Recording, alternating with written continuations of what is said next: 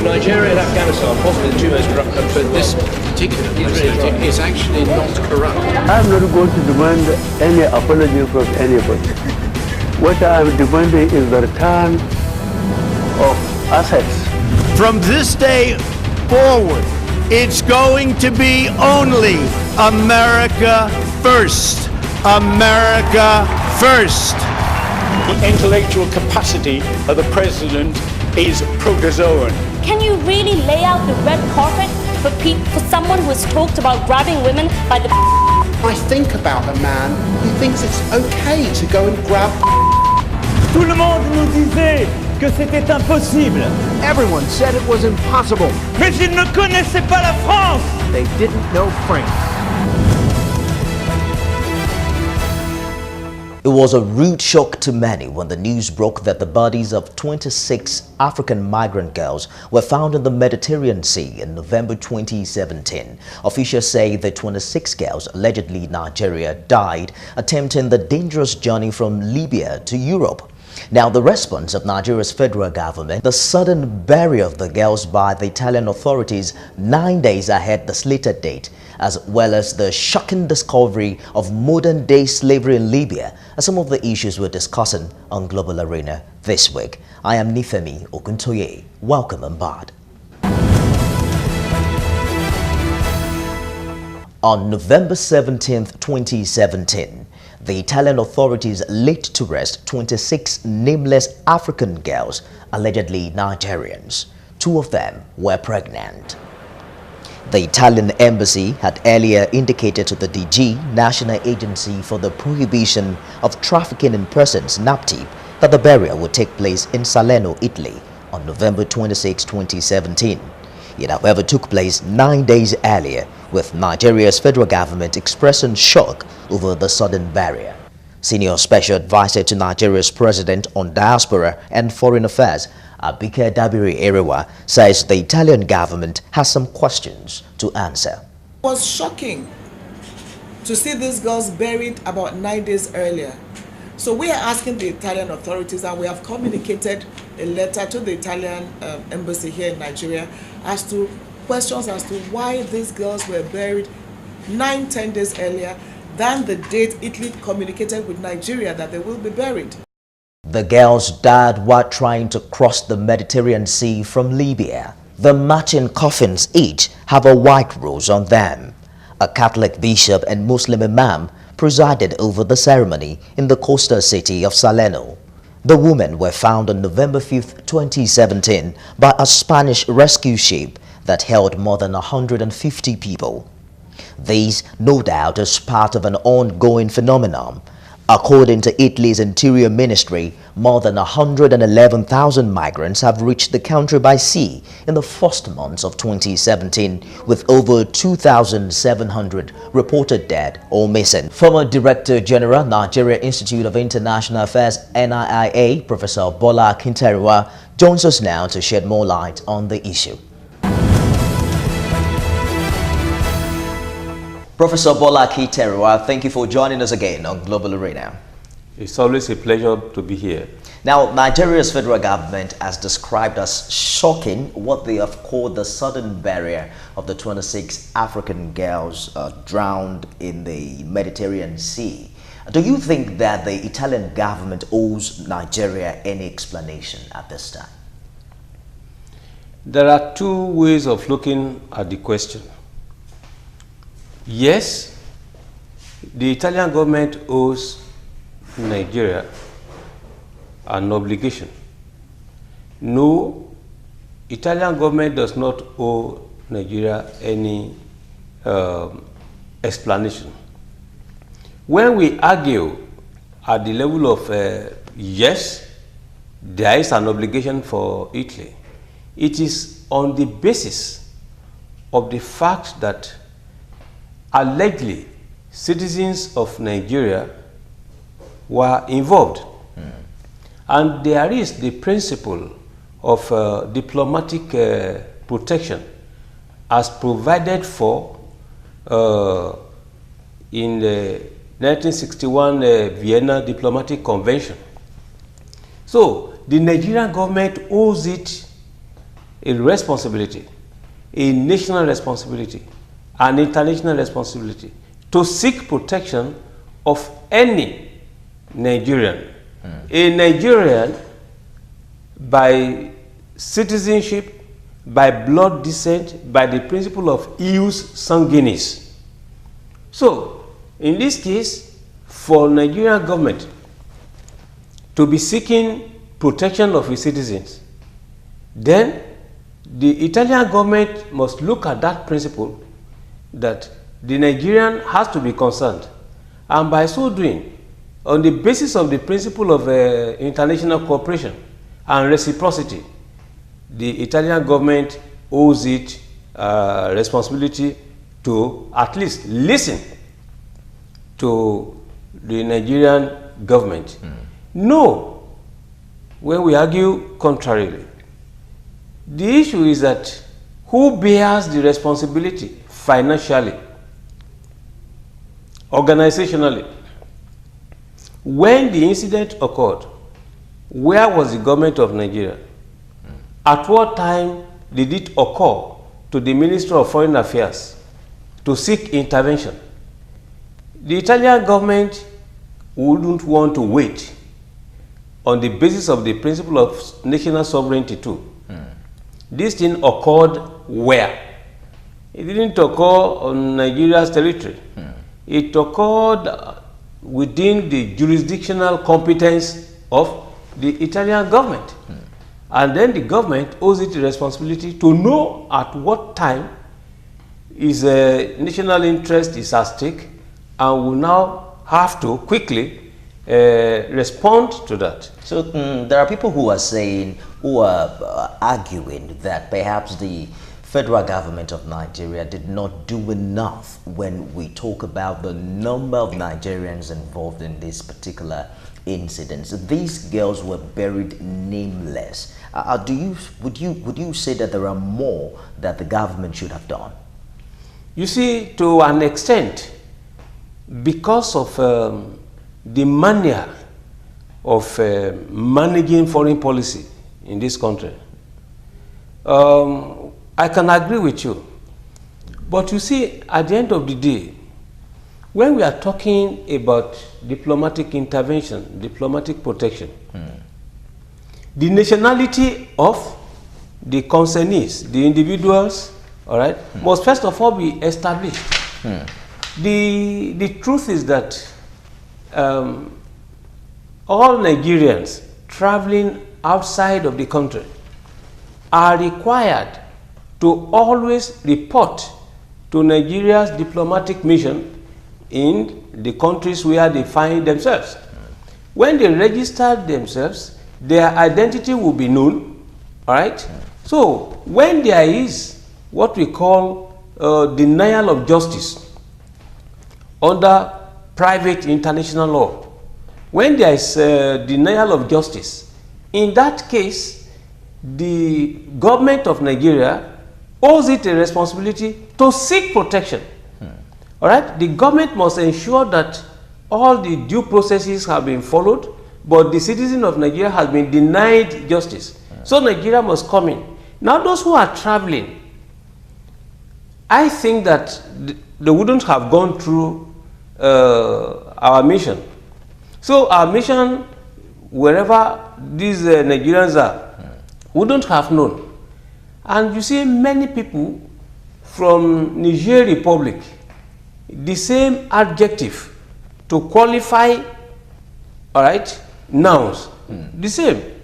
For instance, the Nigerian boy. In French, the French people confuse Nigerians with Nigerian. If you don't pronounce it well, for a citizen of Nigeria, it is called Nigerian. So you're saying that many Africans of Niger descent could have been mistaken for Nigerians of course, in this incident? Of course. And from this perspective, you wouldn't want to blame government Prof, let's turn our attention very quickly to Libya as we begin to dig deeper on this issue. Libya happens to be perhaps the biggest launch pad for Africans, especially Nigerians who want to migrate to Europe. In August 2017, CNN received footage of a slave auction in Libya, and this footage shows migrants being brought and sold as slaves. In this interview with a 21-year-old Nigerian from Edo State who was sold to slavery in Libya on his way to Europe, he shares his experience. After 8 months, how about he managed to pay his ransom and escape? He's currently in a detention center in Libya awaiting deportation back to Nigeria. I was sold. On my way coming, I was sold. So after I was sold, they asked me to demand a ransom. The pusherman that put me from Nigeria, I gave him money, he did not pay. So they said since he did not pay, he did not pay that money. They now sold me. I was there, the person who came to buy me gave the man money. They asked you to pay money, so probably must have been there for like 3 months. They will start beating you. From a week, they will start beating you so that your money will come quickly. So I was there for 8 months before I could pay my money and I went out. You look at most of the people here, if you check their body, you see the mark, they're beating. With electric, even your boot, they took something like a sharp object. Understand? Most of them lost their life there. Many are dying every day. No phone call. Their family will be thinking that person is dead. He has lost it for our life. You know that he's just in one place suffering. Going back home now, I'm totally frustrated. I don't know where to start from. Because I spent my life savings leaving the country. You understand?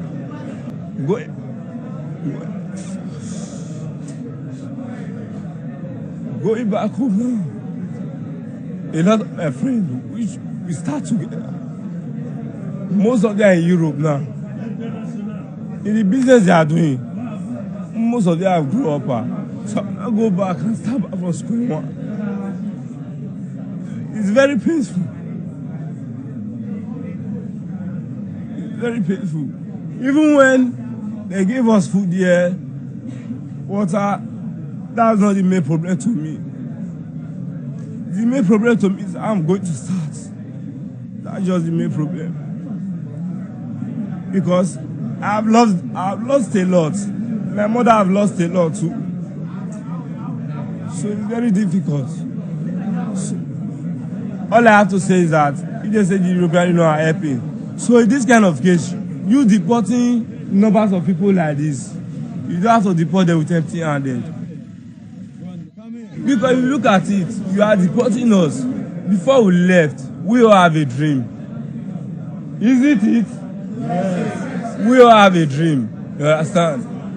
Hoping that when we get there, we achieve something. Because a lot of people are going there, even through flats, through land. We see what they achieve. We believe that when we get there, we also achieve more than that. That's why we live.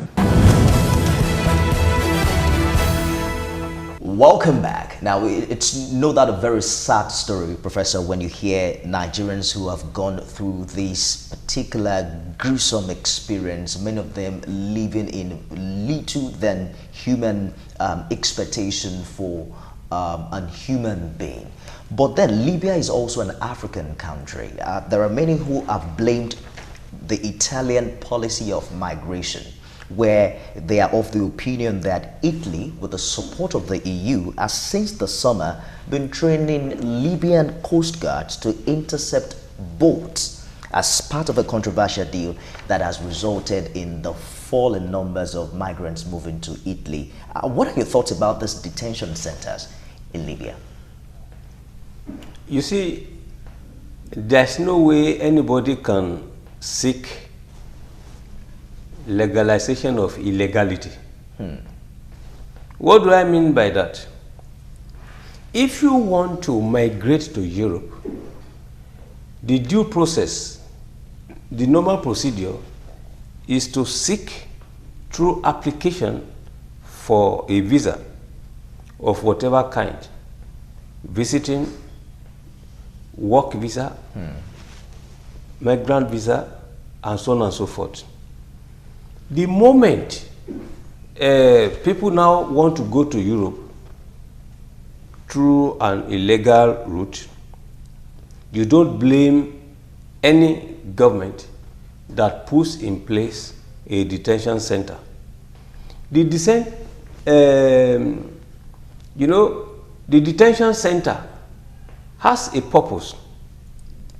When people are traveling to Europe, to Italy, to any part of Europe, and you are refused access, where do you keep them? There has to be a place. But what about the situation whereby prior to this time they were helped back home? This situation, Professor, has now deteriorated to a point where migrants are auctioned as slaves in Libya. That's a different issue entirely. Look, you see, the relationship between Nigeria and Libya ought to be understood within a particular framework. All right. During the administration of Muammar Gaddafi, Gaddafi made it crystal clear to Nigerians in particular and to the world in general that Nigeria's problem, political instability in Nigeria, religious unrest in Nigeria, can only be permanently solved, be permanently addressed, to quote the translation of what is said in Arabic, was to divide Nigeria into Muslim North and Christian South.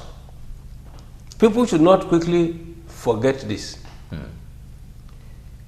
Second point to note in Nigeria's relationship with Libya, Muammar Gaddafi was interested in United States of Africa. That's right. In his strategic calculation, he put himself in the position of the President of United States of Africa. He considered South Africa as for the position of a minister for, economic development, business affairs. He noted Nigeria for the position of a Minister of Defense. I'm drawing your attention to all this to let you know how Libya perceives Nigeria and Nigerians.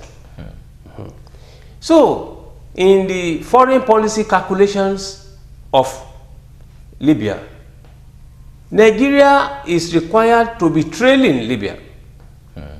So Nigeria doesn't mean anything for them. And all along, for quite a long time, we have a very competent ambassador in Libya, Ambassador Gali. He was also Scoop, State Chief of Protocol at a point in time. They've been reporting this matter. Ambassador Ibrahim is also one of them. He served there. They've been reporting all this matter, especially how Nigerians had always been brutalized and treated. What have we been doing all along? Diplomacy, they will be saying, well, our relationship is warm, when we know quite well it is the contrary. Let's look at some reactions from outside Nigeria. In a statement issued in November by UN Human Rights Chief Zaid Ra'ad Al Hussein, he's of the opinion that the EU policy of helping Libyan authorities intercept people trying to cross the Mediterranean and return them to prison is inhuman. Now, the call for urgent measures to stop the abuses of black Africans in Libya, which critics say have been fueled by the EU-Libyan cooperation to curb migrant crossings to Europe, is becoming louder by the day.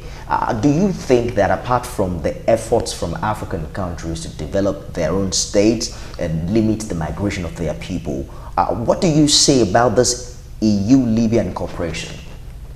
You see, don't forget that Italy is actively present in Libya. That's right.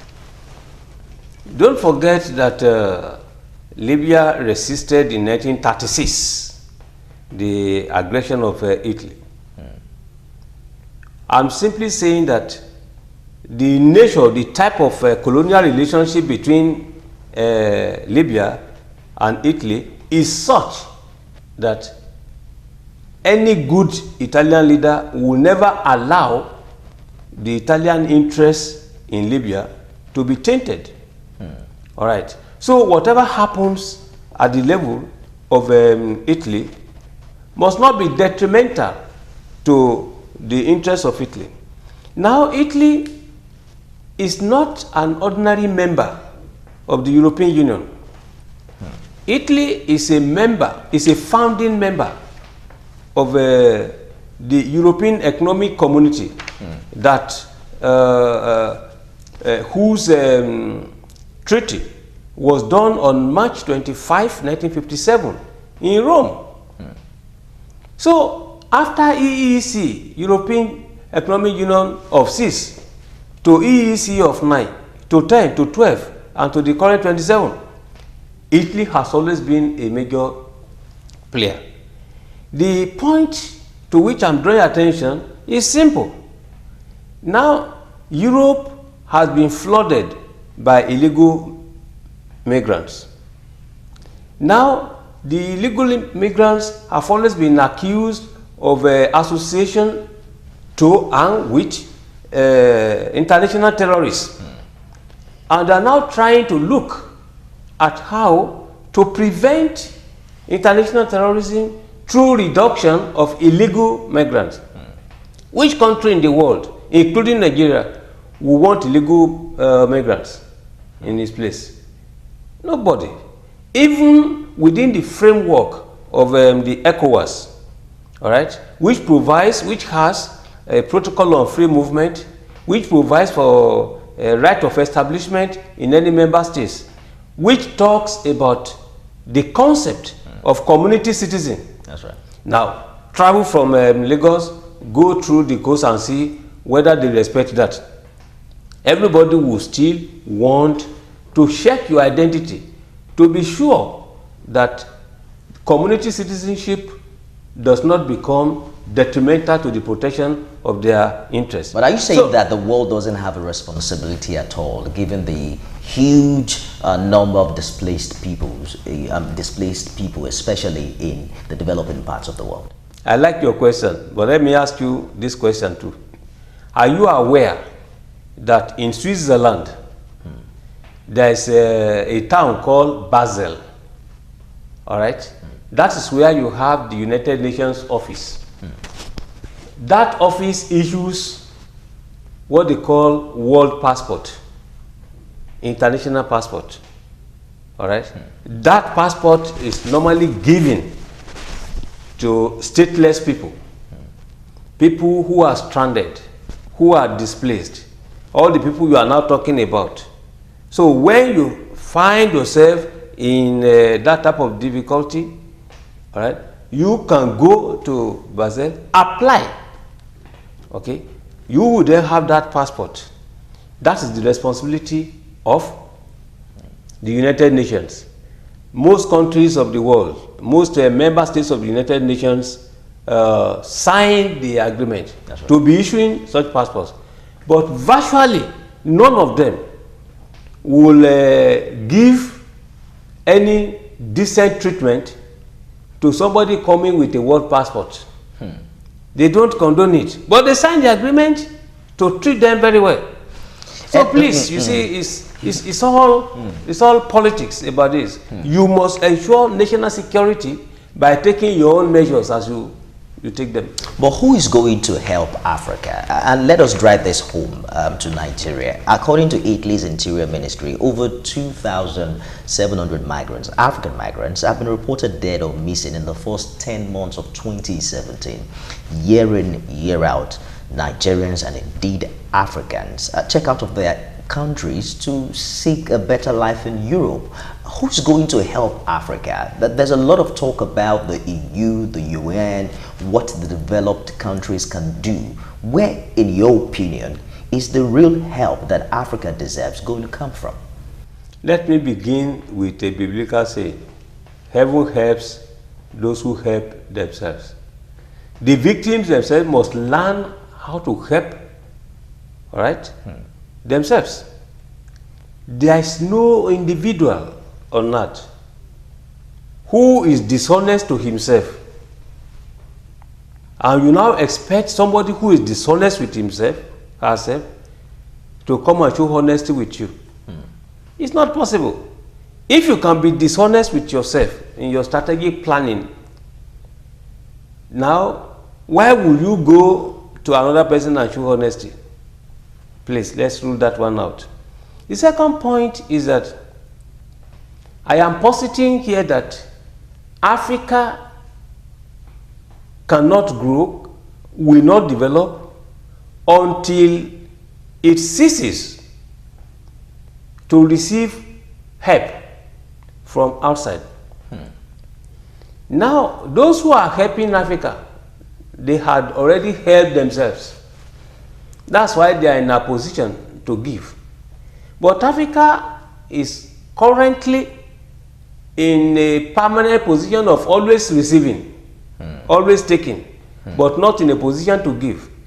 And the reason cannot be far-fetched.